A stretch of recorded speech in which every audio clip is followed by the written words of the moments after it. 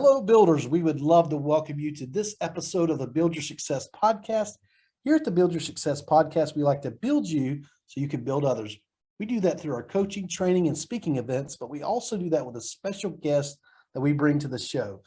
I'm excited today to have Enrique Acosta Gonzalez. He's a friend of mine. He's also the owner of Triad Leadership Solutions, where he's a coach, trainer, and speaker, a fellow John Maxwell team member. He's also a veteran of the U.S. Navy, served there, and we'll have some conversation around that and those leadership skills he has. But Enrique, welcome to the podcast today. Well, thank you, Brian. It's a pleasure to be with you and share this time. Yeah, then I should have said he's a best-selling author. He also is a co-author in our Voices for Leadership book. You know, we promote that here sometimes on the podcast. So just a great friend, becoming a great friend. He lives here in Central Florida, so we get to see each other occasionally. So just, again, great to have you on the podcast today. And Enrique, you know we're going to ask you this signature question. What does leadership and being a leader mean to Enrique Acosta Gonzalez? Well, it's funny that you asked that as a signature. Today, I had an opportunity to talk about what poor leadership looked like. And so in sharing those key things that made people poor in leadership, I reflected on my answer there. And, leadership is just a person that's willing to put others before themselves for the sake of the gain of all, right? You don't set yourself behind and then you lose. No, the whole plan is to get you to whatever level you want to achieve and be at while we all prosper, right? It's a prosperity thing in terms of knowledge, enrichment, being able to get some tools under your belt, being able to exercise all the greatness that I would say the Lord created in us. So that's what leadership is to me. When I hear you talk about that greatness within, I think about your podcast. I was a guest on there, Developing the Leader Within podcast, and you have a lot of great guests there. But I do want to back up a minute. You started off with, you had a conversation what leadership was not. It reminded me of this comedian, Mike Johnson, that has, what you're not going to do is, maybe that's a leadership podcast, is what you're not going to do in leadership. Sounds good to me. It's a great title. That's great. So tell us a little bit about why you decided to be a leader. What made you decide to dive off into this great thing of leadership, the responsibility of leadership? Leadership has a different ways of getting in there, right? I was in the military. There's no option. You don't have an option but to go up or you go out, right? It's just the only option, actually. If you do not choose to execute the position of leadership in one way or another, right? Because we often get opportunities within a project to be a leader, sometimes over a group of people, sometimes over, like in my instance, over a command of people. So leadership presents itself in different ways, and how you accept that responsibility or not is how it's executed. But I will tell you that leadership has to be a conscious decision that you want to make to lead people to better pastures, right? Those that just kind of fall into leadership, I don't think that that's like the most natural way of doing it, but the best way of doing it is that you actually choose to be a leader. So I chose to be a leader and start to get myself around the science of leadership as well as the practice of leadership, because I wanted to see the better version of everybody that I was around.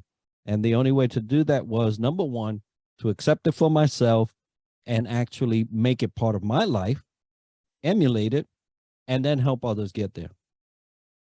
That is so great. And in that, I hear about the potential of others, recognizing that potential, and then trying to help harvest it and help them see their potential and what they can do, as you said, for the benefit of all. That is so important, that we realize when we have better leaders, it's good for everyone. In fact, I like to tell people leadership isn't Democratic or Republican or this or that or some business. It can go all. We need everyone to be a leader, whatever they come from and whatever their background is. So that's just awesome. You know, you are one of our co-authors in the Voices for Leadership book. We put 40 authors together. It was an amazing journey. We had a lot of fun on our volume 1, and now we're working on volume 2. Tell us a little bit about why you wrote in that book, and tell the listeners why they should pick up a copy of that book and read your chapter. Well, not just my chapter. You mentioned 40. You have 40 flavors. This is like a Baskin Robbins of leadership book, right? You're going to get in there. You're going to get all kinds of experiences and knowledge from different level leadership, right? I specifically targeted the things that really make us go sideways in leadership. I do focus on the things that kind of are just a wrench in the whole mechanism of what leadership is. And so I targeted that piece in my chapter. And if, you're struggling in leadership in one way or another, you can read that chapter. But there's so many great authors and co-authors that joined the project that I'm so happy about. But yeah, get yourself a copy. You won't regret it. That's great, Enrique. And thank you for recognizing those other authors. In fact, I was interviewing a potential author for volume 2 that we are working on and hoping to launch out soon. But this gentleman I was speaking with about the opportunity, he said, it sounds like a Leader's Digest. I thought, that's pretty cool, because we made it in bite-sized. We intentionally made it in bite-sized pieces. Someone can sit down and read a chapter, maybe read 3 or 4 chapters in 10, 15 minutes and digest that and learn from each of these varying, diverse authors with diverse backgrounds. I'm grateful to be a part of it. I mean, I know I kind of headed it up, but to be one of the 40 is just amazing. And I thank you for what you've done and for what all of our other authors have done. No, my pleasure. Well, you just recently had PodFest, and you're a podcast host like I am. So if you're listening to this, I invite you to subscribe to Enrique's podcast. That's the Developing the Leader Within. But tell us why podcasting has helped you get your message out and what kind of relationships you've developed because of your podcast. Well, for anyone that is venturing down a speaker platform, someone that is trying to get a message of positivity out, podcasting is the best thing you could do, I believe, because we have a lot of opportunities to hone that skill of speaking in front of someone or speaking to someone, especially if you're on the entrepreneur route, right? And you're trying to navigate how do you relay your message of why your company may be a potential and viable asset to them. You do that often. And so, my show is every week. So every week I'm churning and burning with different worldwide leaders. This week we had someone from the UK. So, and I love that flavor because it's just different perspectives of how leadership is applied throughout the world. And leadership, believe me, is not applied the same around the world. There are some nuances of culture and regional things, but I chose podcasting as a way of taking up time because it was during COVID and I had lost my job. And I am so thankful that I did go down that route because it has not only allowed me to refine the way I present myself and are able to articulate some things, but I've met so many, and now over 150 people, leaders around the world that I now call friend. Yeah, absolutely. I share that experience with you. This will be like what, episode 156, I think, but whatever episode it is, it's awesome that we have this opportunity to meet some amazing people, ask questions and hear from them, and develop some lifelong leadership lessons. I do want to back up. You said something about how leadership is different culturally, internationally, there's nuances, and it should be. I mean, when you think about people have different experiences, different backgrounds, it should be different. And when I talk about the Voices for Leadership book, and after asking this question, what does leadership mean to you, of hundreds, if not thousands of people at this point, I'm starting to do it in workshops now and having a lot of fun with that. So, get 25 people in the room and ask them what leadership means to them, get 25 varying answers. But we're not all led the same and we don't all lead the same, and that's okay. And it is okay. But the point of that is, as a leader, you must understand that you'll have the greatest leader, let's say in the United States, everybody agrees, right? Will go to an international place and do one thing that is not culturally accepted, and you can forget about it, right? There's going to be another history starting to be written. And it's that important. A leader should understand that, yes, you may be the top of the rung here or wherever it is that you reside, but the world is bigger than your region or your locale, right? You have to understand that piece and be able to, and I think the best leaders are those that understand those nuances and are able to apply what they know to the current situation and still retain their title as a leader. Love that. And that example you use, I hear a dual-edged sword there. So I think about the leader that makes the mistake. Yes, that person probably should have become acquainted with the customs. However, hopefully the other leaders, the other people in the say, you know what, he didn't understand, and give them the space to realize, you know what, not everybody gets our culture and the way we do things, and just have some I guess some flexibility around how you interpret things and realize Some grace. yeah. And when you think about the intent, what was the intent? Was it the person's intent to offend? Because if it was, then that's a problem. But if it wasn't their intent to offend and they just made a simple mistake, let's not take them to the gallows for making a simple mistake. Well, there's some regions that don't give you that opportunity. They'll quickly get you with a cane in the back. But there, the I think the point there is there's so much to learn. There is so much to learn about our world. There's so much to learn about leadership that we shouldn't get into a place as leaders that we think we have it all in the bag. Yeah, when I started this podcast, I had no idea what it would become, what it would lead to. But I realized I've made a ton of mistakes. If you want to go back and listen to all the episodes, there's some mistakes in there. And if you want to read blogs I've written and things I've done, if you get your voice and your word out there and your writing out there, there's gonna be mistakes. Oh, yeah. But you got to put yourself out there to make things happen, and you got to expose yourself and put yourself at risk, and be transparent, be vulnerable. All those things are about being a leader and sharing your message with others. Challenging at times. And when I make a mistake and realize it's recorded and it's out there in cyberspace, man, it's tough. But if I don't do anything, and then my voice isn't going to be heard. So I think it's important to let people, again, be great. As you said, be gracious with people when they're first getting started or they make a mistake. I had a local mayor here in Lakeland, Florida, tell me, his name's Bill Mutz. He's an amazing mayor. He said, Brian, you can't make decisions on headlines. And I think too often that's what we do. We don't read the article and get the whole context. We read a headline and we make a decision. And he also said, if someone messes up, this kind of leads back to that point about messing up. If someone messes up, you got to look at their track record and see, was it truly a mistake, or has this person converted to a new way of doing things that's not good? Right. Yeah. Is it congruent with their normal, day-to-day apprendi, right? Is it something that's out of character? Does it seem like it's odd? And yeah, I always carry with myself a little can of grace, because I know that the fallacy of leadership is that we need to be perfect.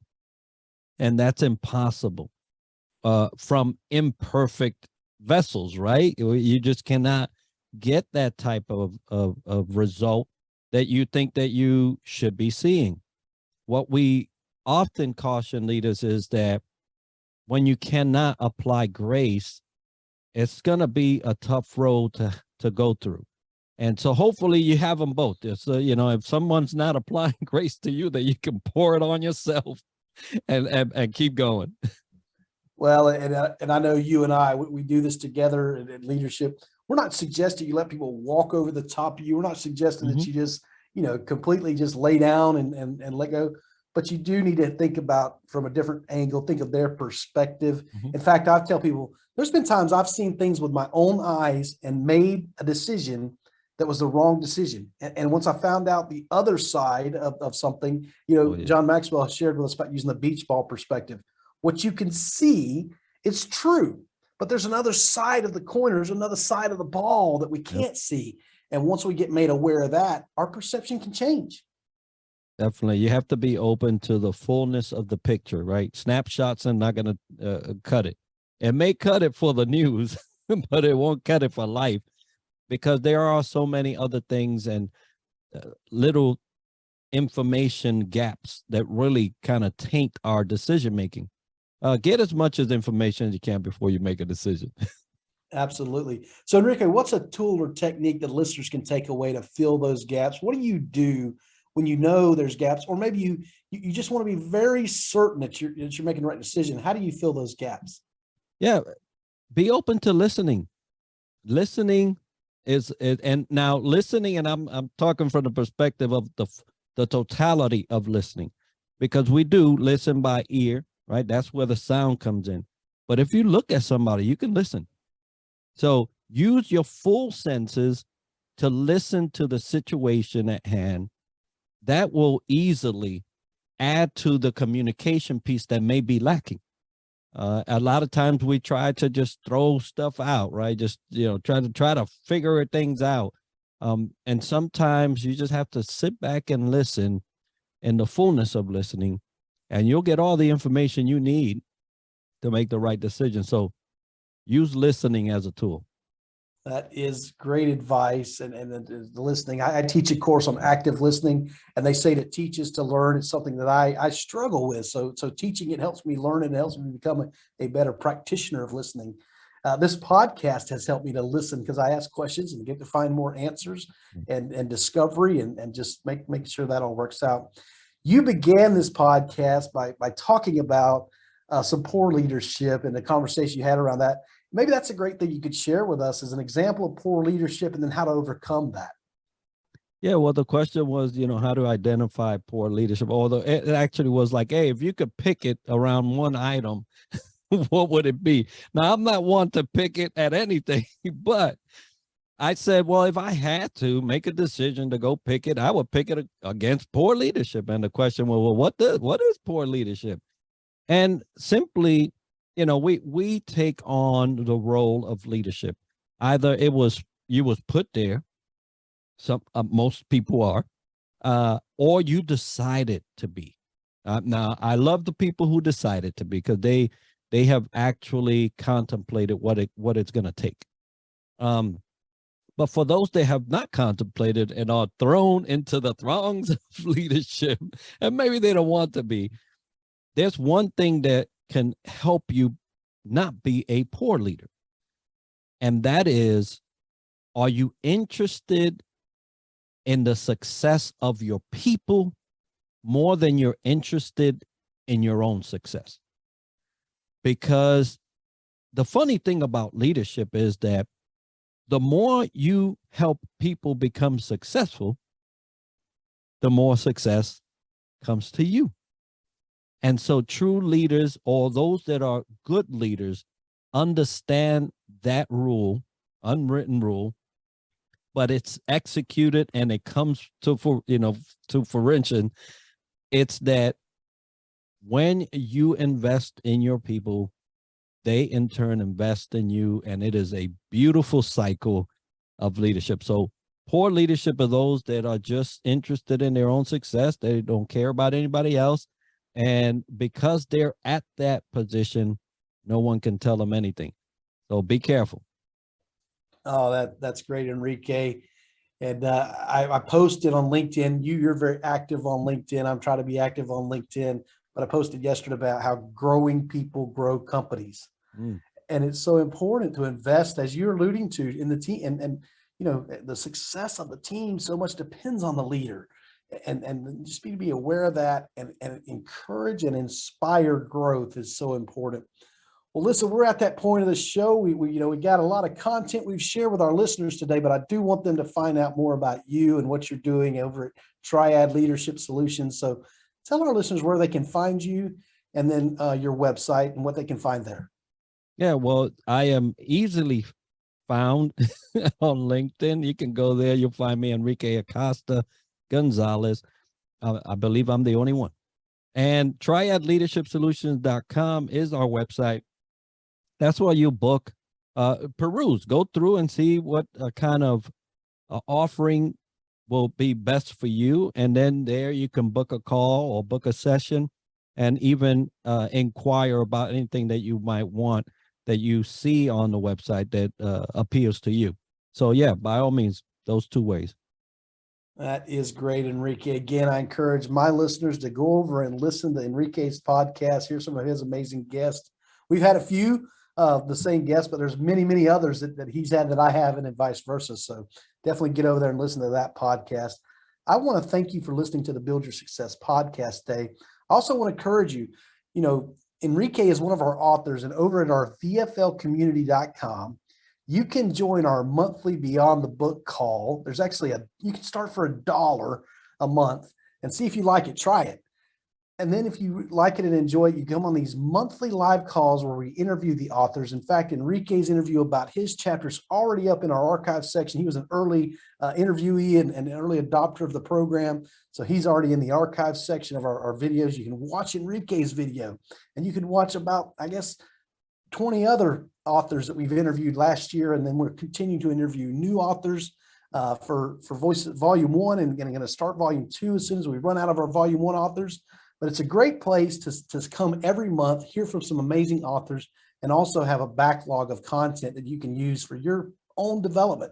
And after the trial, it's only $34 a month. So it's a huge value for you. It's like a coaching monthly call and continuity for you to develop and grow yourself, invest in yourself. Thanks for listening to the podcast today. Remember to build yourself and then build others.